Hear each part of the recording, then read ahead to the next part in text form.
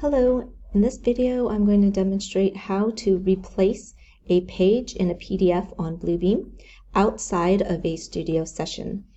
This information can be found in this written format in using the Bluebeam help file. If you just type in search replace pages, you'll get this documentation here.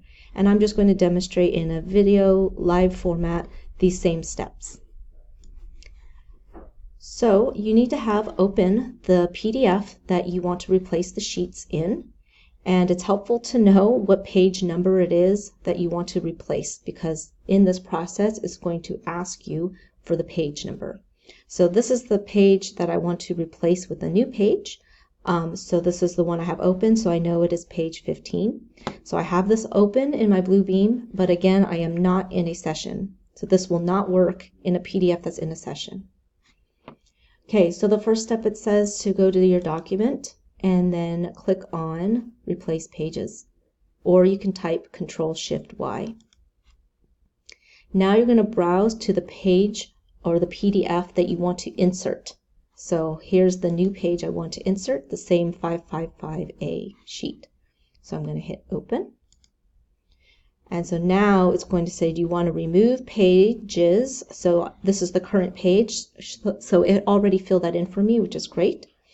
You want to click, if you had comments on this page, you would click Replace Page Content Only.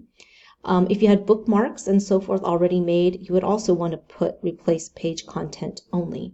If you do not click this box, it will replace the sheet completely. You will lose any comments that were on this sheet, and you will lose any bookmarks or hyperlinks.